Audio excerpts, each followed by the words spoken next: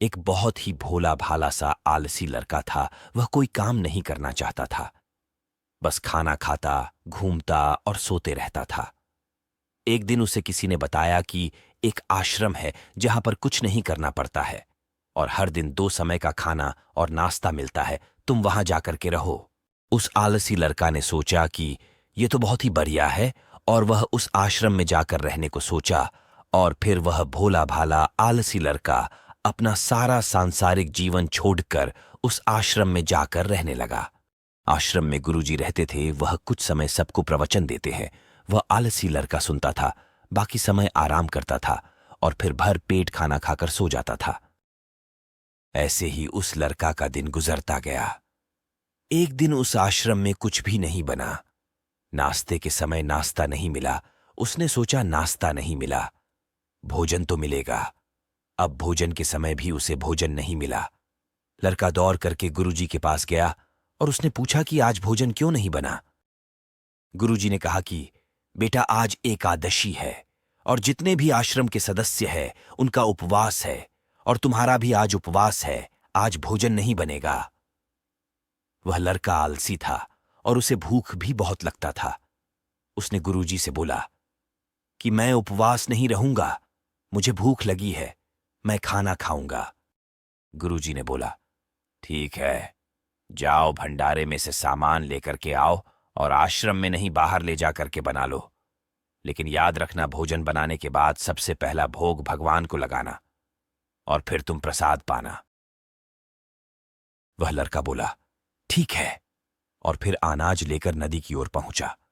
भोजन पकाने लगा, तैयार हुआ। उसके बाद कहने लगा कि भगवान श्री राम, आइए पधारिए, भोग लगाइए।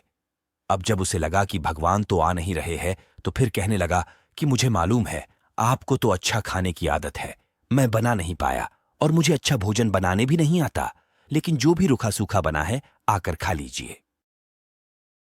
भगवान श्री राम उसकी सरलता पर बहुत ही खुश हुए और उस लड़का को दर्शन दे दिए। उसने देखा कि भगवान श्री राम आए हुए हैं और उनके साथ में माता सीता भी आई हुई है। लेकिन लड़का ने सिर्फ 2 लोगों के लिए ही भोजन बनाया था, एक अपने लिए और दूसरा भगवान के लिए। और अब क्योंकि भगवान के साथ माता सीता भी आई हुई थी, तो उसने उस भोजन को माता सीता और भगवान के सामने ग्रहण करने के लिए रख दिया। भगवान श्री राम और माता सीता ने भोजन किया और उसके बाद जब वह जाने लगे तो यह भोला सा आलसी सा लड़का बोला कि प्रभु, आप आए, दर्शन दिए, बहुत अच्छा लगा। मुझे खाने को कुछ नहीं मिला, लेकिन कोई बात नहीं। लेकिन आपसे एक विनती है कि अगली बार जब आप आएंगे तो कितने लोग आएंगे ये बता दीजिए, ताकि मैं उतने लोगों के लिए भोजन बनाकर रखा रहूं।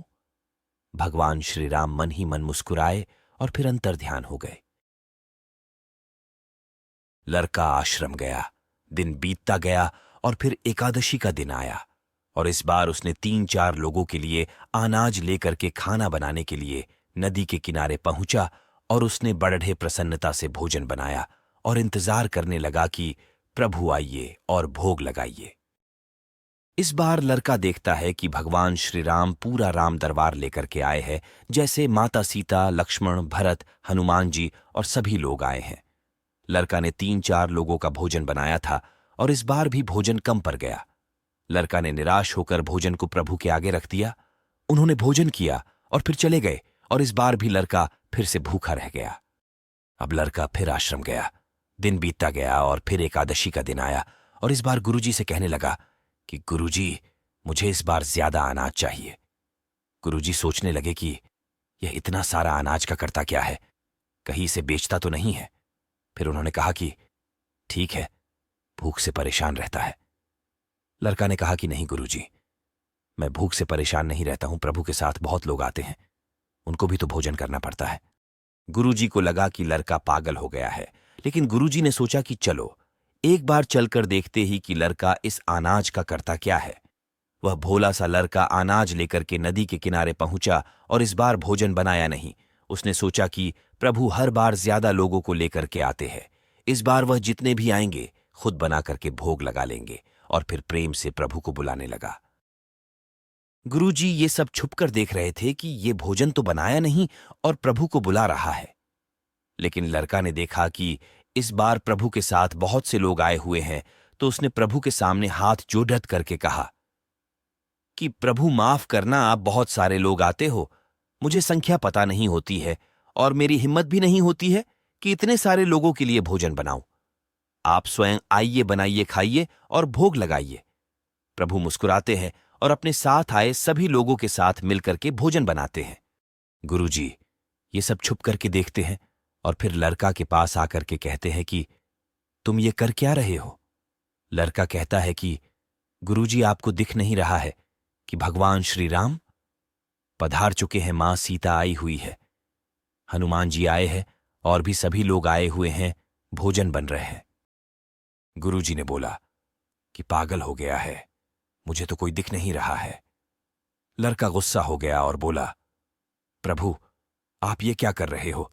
एक तो मुझे भूखा रखा है और गुरुजी को दर्शन नहीं दे रहे हो, जो मुझे पागल समझ रहे हैं।